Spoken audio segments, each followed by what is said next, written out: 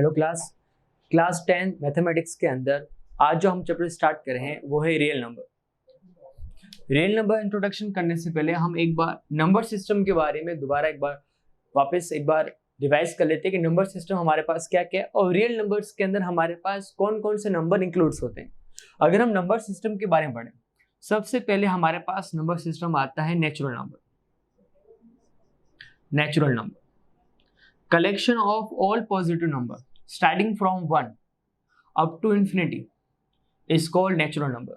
सारे प्लस के नंबर जो 1 से स्टार्ट होते हैं अप टू इन्फिनिटी, उन सब का कलेक्शन हमारे पास क्या कहलाता है? Natural number. सेकेंड नंबर पर जो हमारे पास नंबर सिस्टम आता है वो है whole number. What is whole number? Collection of all positive number starting from zero is called whole number। collection of all positive numbers starting from 0 is called whole number। Number 3 number system जो हमारे पास है वो है integer. collection of both positive and negative number including 0, जिसमें negative number भी हो positive number भी हो, उन दोनों का जो कलेक्शन है वो हमारे पास क्या कहलाता है? इंटीजर नंबर सिस्टम कहलाता है।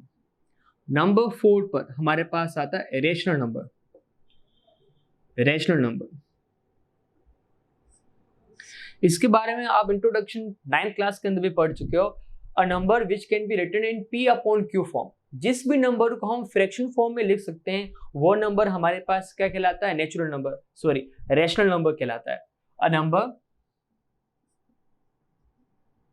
which can be written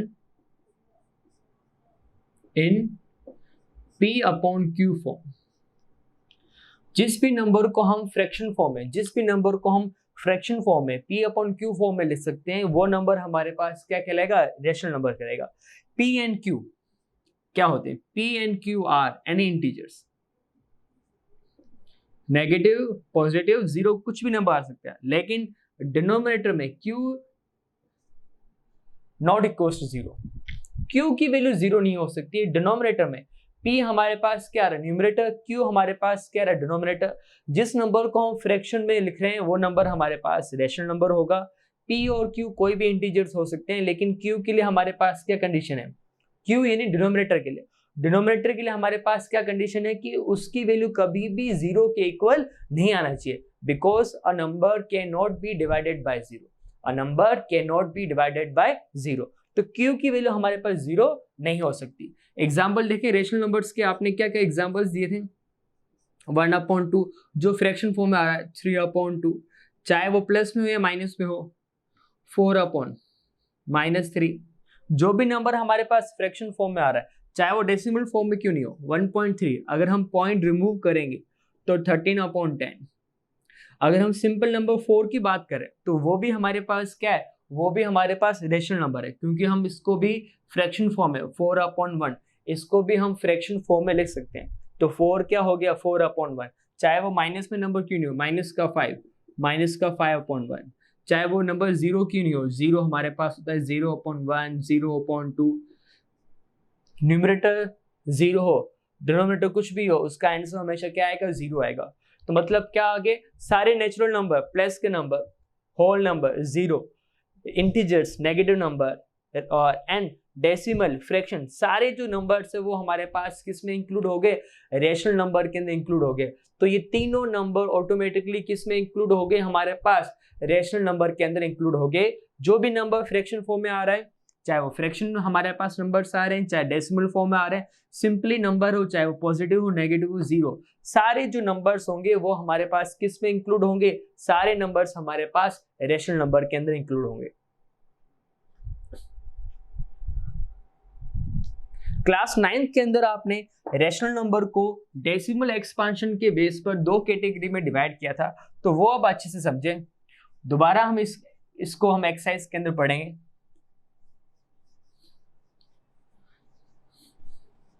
On the basis of decimal expansion, rational numbers are 2 type।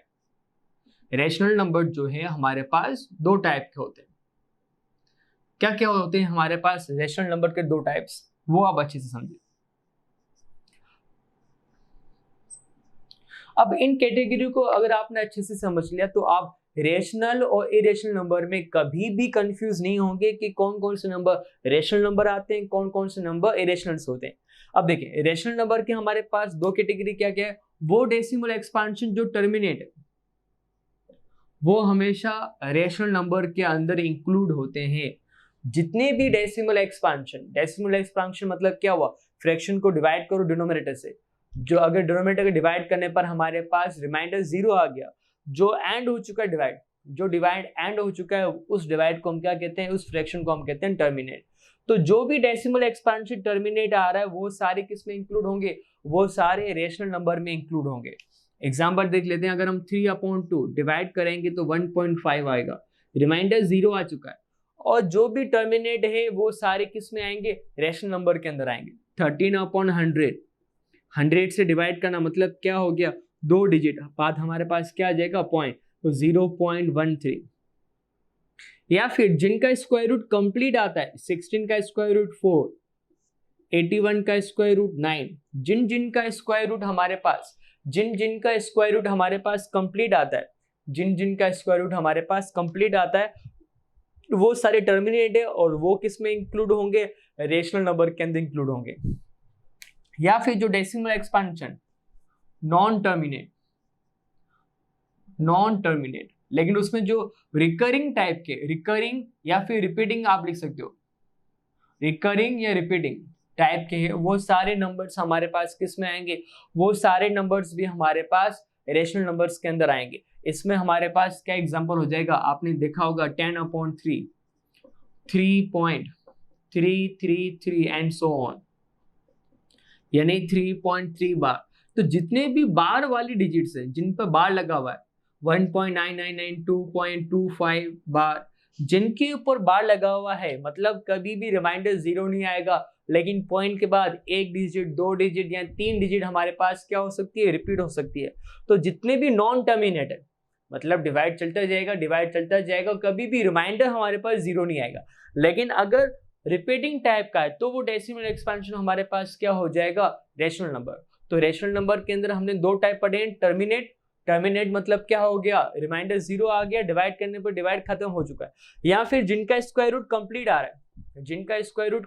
रहा है, वो भी किस में आएंगे, रेशनल नंबर के अंदर आएंगे। या फिर नॉन टर्मिनेट और रिपीटिंग होंगे, वो भी किस में आएंगे, हमारे पास रेशनल नंबर के अंदर आएंगे। नॉन टर्मिनेट और रिपीटिंग भी होंगे, वो भी हमारे पास किस में आएंगे, रेशनल नंबर के अंदर आएंगे। तो इरेशनल नंबर्स हमारे पास क्या है, रेशनल नंबर के आगे हम नया नंबर सिस्टम पढ़ रहे हैं, इरेशनल नंबर्स।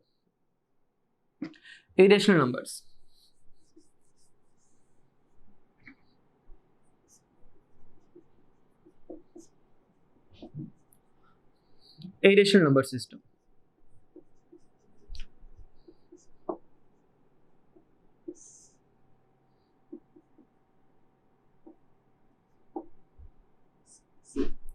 जितने भी डेसिमल एक्सपांशन है जो नॉन टर्मिनेट और नॉन रिपीटिंग है, वो सारे नंबर्स किस में इंक्लूड होते हैं, वो सारे नंबर सिस्टम इंक्लूड होते हैं इरेशनल नंबर सिस्टम के अंदर। The decimal expansion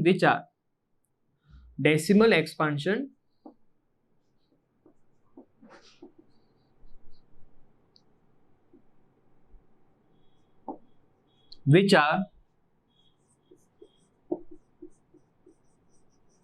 non-terminate and non-repeating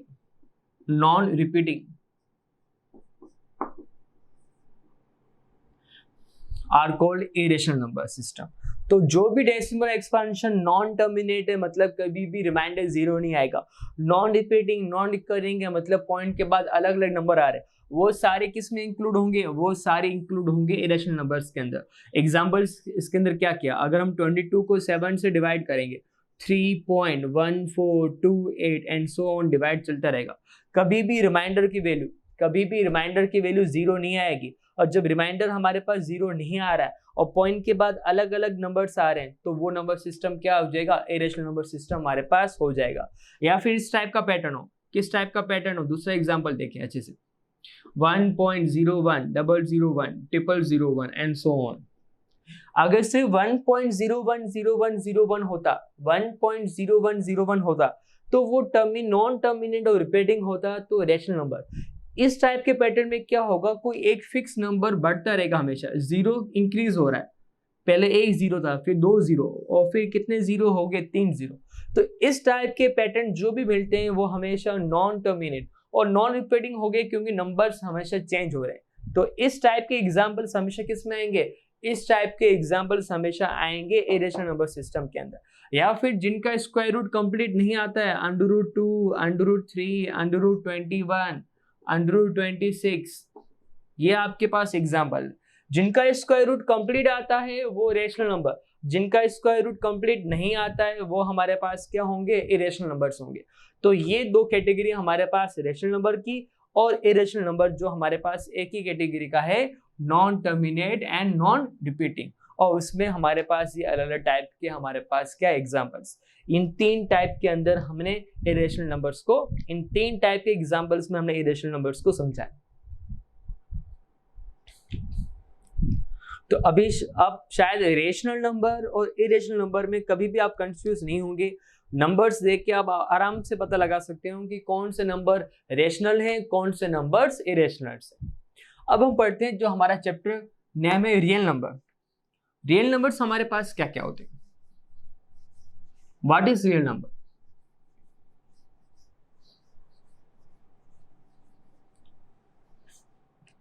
A number system which include both rational and irrational numbers is called real number system. What is real number? What is real number? A number system which include both rational and irrational number. Rational and irrational numbers. Rational and irrational numbers is called real number. जिसमें, क्योंकि आपने देखा कि rational number बिल्कुल अलग है, irrational numbers हमारे पास बिल्कुल अलग है, तो ऐसा नंबर सिस्टम जिसमें रेशनल नंबर भी आए और जिसमें इरेशनल नंबर्स भी आए, तो उन दोनों को हम प्लस के अंदर, उन दोनों कंबाइंड के अंदर उस नंबर सिस्टम को हम क्या कहते हैं, उस नंबर सिस्टम को हम कहते हैं रियल नंबर सिस्टम। ओके, तो रियल नंबर्स क्या आएंगे, जिसमें रेशनल नंबर भी आते हैं और इरेशनल नंबर्स भी आते हैं। अब आगे एक आप नंबर भी ध्यान रखो कि इमेजिनरी नंबर क्या होता है। इमेजिनरी नंबर ऐसा नंबर जिसका स्क्वायर करने पर नेगेटिव आता है, जिसका स्क्वायर करने पर नेगेटिव आता है, वो नंबर हमारे पास क्या कहलाता है, इमेजिनरी नंबर। आइलर मैथमेटिशियन ने एक नंबर इमेजिन करके हमें दिया कि आई, जिसका नाम होता है आयोटा। आयोटा का स्क्वायर करने पर हमेशा माइनस का 1 आएगा। आयोटा स्क्वायर की वैल्यू क्या होती है, माइनस की 1। तो इस नंबर को हम कहते हैं इमेजिनरी नंबर, क्योंकि आप देखेंगे किसी भी नंबर का स्क्वायर करने पर प्लस का नंबर आता है, तो रियल नंबर वही होता है जिसका स्क्वायर करने पर प्लस का नंबर आता है। भाई रियल नंबर की एक और डेफिनेशन होगी, कोई भी नंबर है XYZ, उसका स्क्वायर करने पर हमेशा प्लस का नंबर आ रहा है, तो वो x किसको बिलोंग करेगा, वो x बिलोंग करेगा रियल नंबर को। आप कोई भी नंबर ले लो, 3 का स्क्वायर 9, -3 का स्क्वायर प्लस का 9, √2 इरेशनल नंबर, उसका स्क्वायर करेंगे 2 आएगा। तो ये सारे किस में इंक्लूड होते हैं, रियल नंबर के अंदर। स्क्वायर करने पर हमेशा हमारे पास क्या मिलेगा, प्लस का नंबर। अगर स्क्वायर करने पर नेगेटिव नंबर आ रहा है तो वो नंबर हमारे पास क्या हो जाएगा, इमेजिनरी नंबर, जो कि हमारे पास एक ही इमेजिनरी नंबर है, आयोटा। आप सिर्फ ध्यान रखिए इमेजिनरी नंबर क्या होता है, इमेजिनरी नंबर होता है आयोटा, जिसका स्क्वायर करने पर हमेशा क्या आता है, माइनस का 1। तो ये हमने चैप्टर के नंबर सिस्टम के बारे में जितनी भी इंफॉर्मेशन थी वो हमने रीड कर ली कि रियल नंबर, जो हमारा चैप्टर नेमिंग है, रियल नंबर के अंदर क्या क्या नंबर सिस्टम इंक्लूड होते हैं, रेशनल नंबर भी इंक्लूड होते हैं, इरेशनल नंबर भी इंक्लूड होते हैं। रियल नंबर वो है जिसका स्क्वायर करने पर हमेशा क्या आएगा, प्लस का नंबर आएगा, और इमेजिनरी नंबर जिसका स्क्वायर करने पर क्या आया, माइनस का नंबर आया। तो आयोटा जो है हमारे पास क्या है, इमेजिनरी नंबर सिस्टम के अंदर इंक्लूड होता है।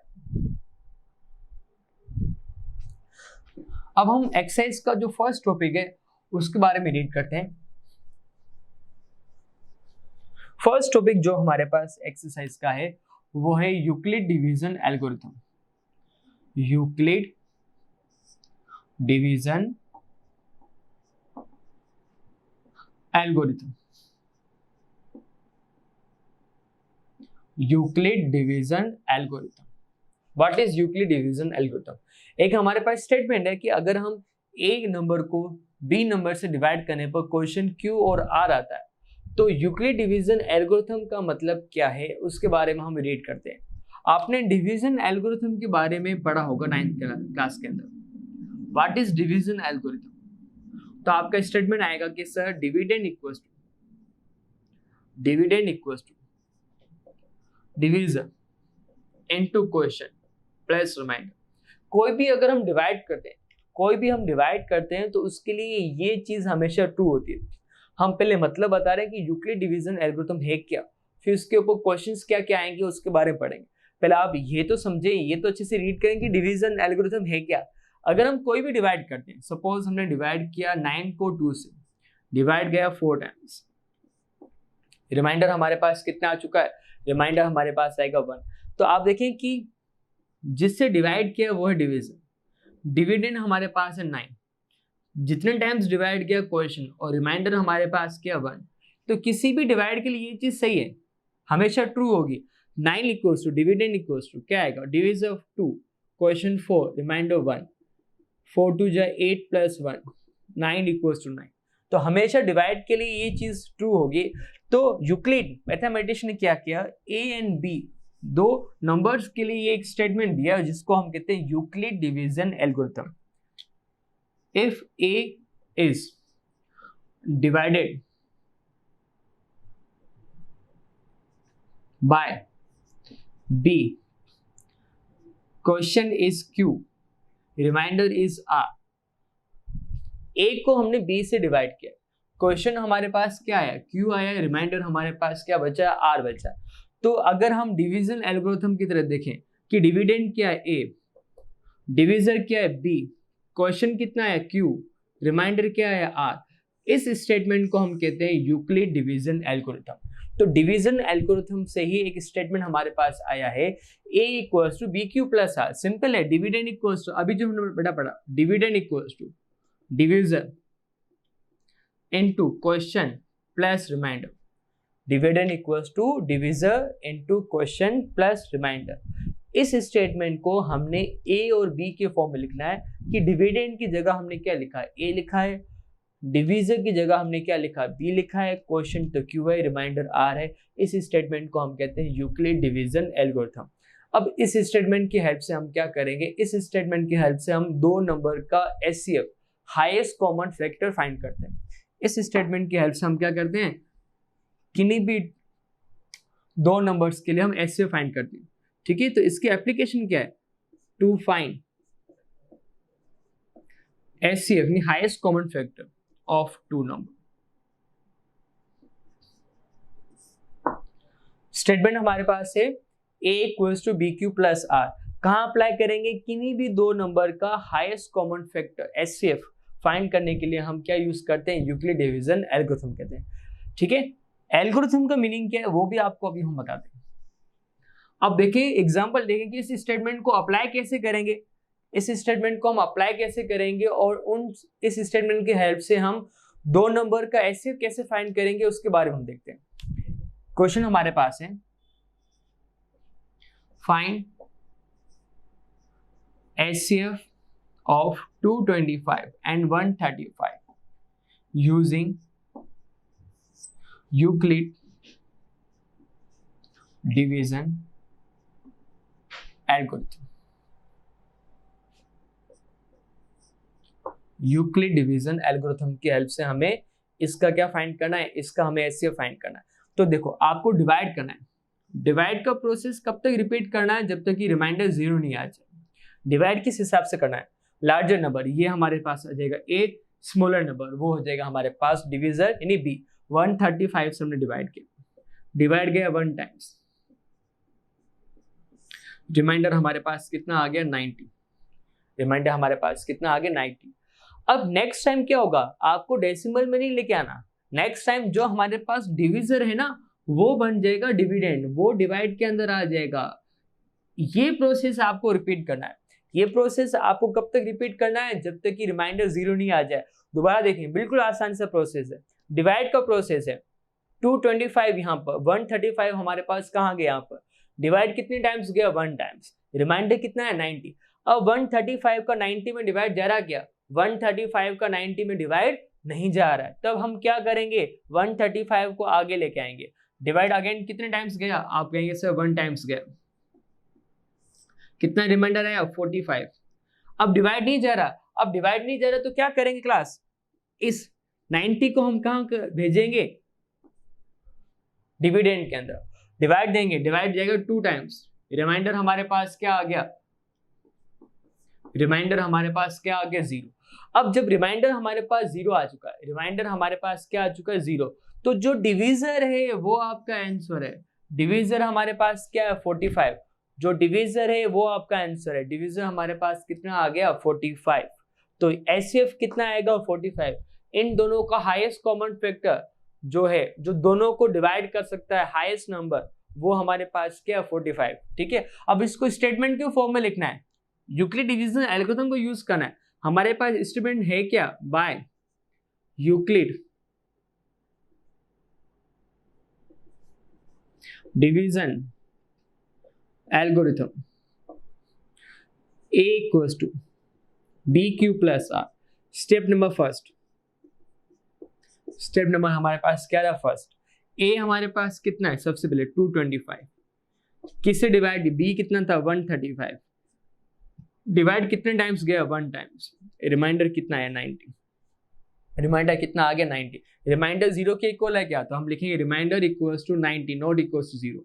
प्रोसेस को रिपीट करना है तब तक जब तक कि रिमाइंडर 0 नहीं आ जाए, जब तक कि रिमाइंडर हमारे पास 0 नहीं आ जाए। स्टेप नंबर 2 देखें, स्टेप नंबर 2 के अंदर कैसे लिखेंगे भाई, 135 यहाँ आएगा 135, यहाँ आएगा 90 इंटू 1, रिमाइंडर कितना है 45, again remainder equals to 45 not equals to 0।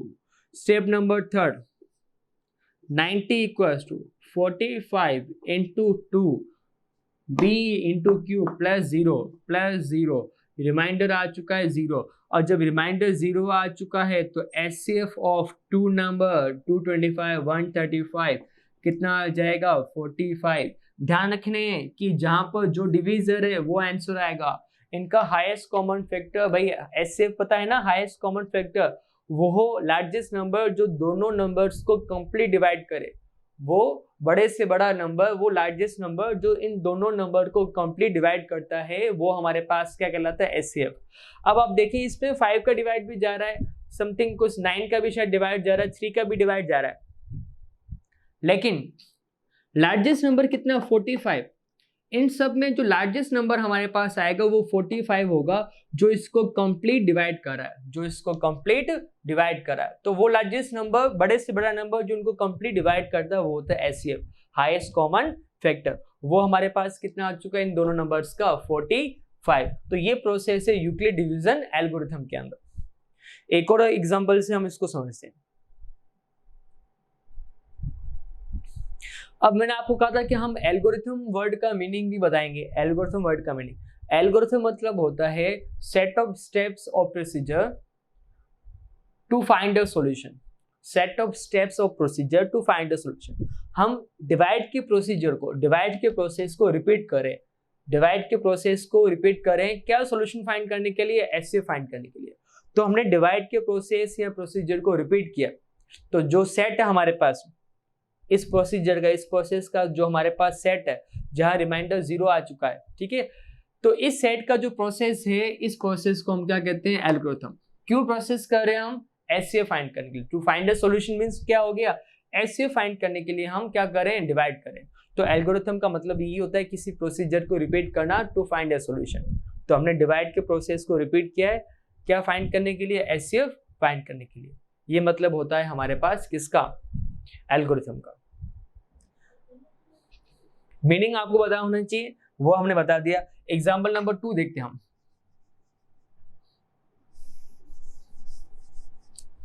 Step लिखना बहुत कंपलसरी है, स्टेप के अंदर ही मार्क्स मिलेंगे बेटा, स्टेप नहीं लिखेंगे तो मार्क्स नहीं मिलेंगे, ध्यान रखना एग्जाम। स्टेप बिल्कुल कंपलसरी है। ये तो आपका रफ वर्क था, आप शो करो तो भी कोई दिक्कत नहीं है, लेकिन स्टेप लिखने बहुत जरूरी है एग्जाम के अंदर। दूसरा हम एग्जाम्पल लेते हैं 243 एंड 18।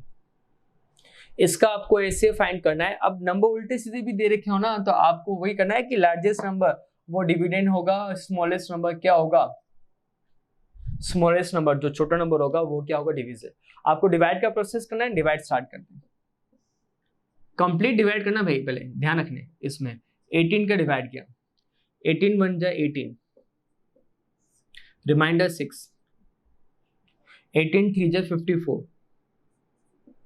रिमाइंडर 9। अब आप कहेंगे कि सर 63 आ गया, अब हम 18 को आगे ले आए। भाई पहले डिवाइड जब तक जा रहा है तब तक डिवाइड देना है। 3 बचा था, तो जब तक 3 कंप्लीट नहीं आ गया तो 18 आगे नहीं आएगा। अब 18 से 9 डिवाइड नहीं हो रहा है, पहले तो डिवाइड हो रहा था ना 63 से 18, तो डिवाइड किया हमने 3 टाइम्स गया, रिमाइंडर हमारे पास कितना आ गया 9।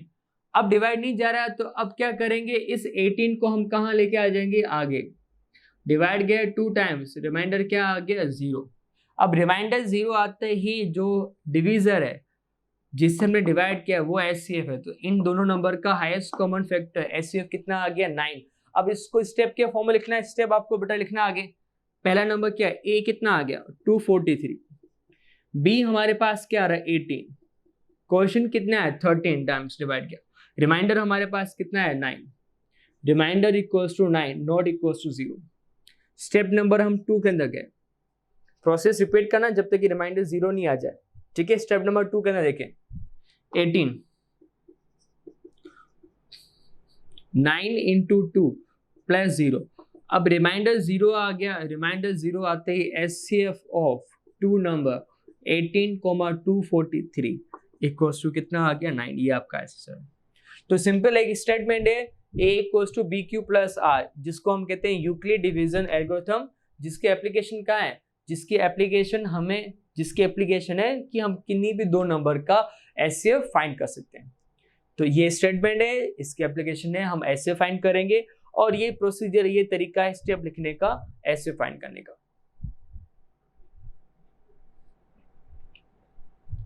ओके क्लास, नेक्स्ट क्लास में हम इसके आगे के टॉपिक्स डिस्कस करेंगे। Thank you.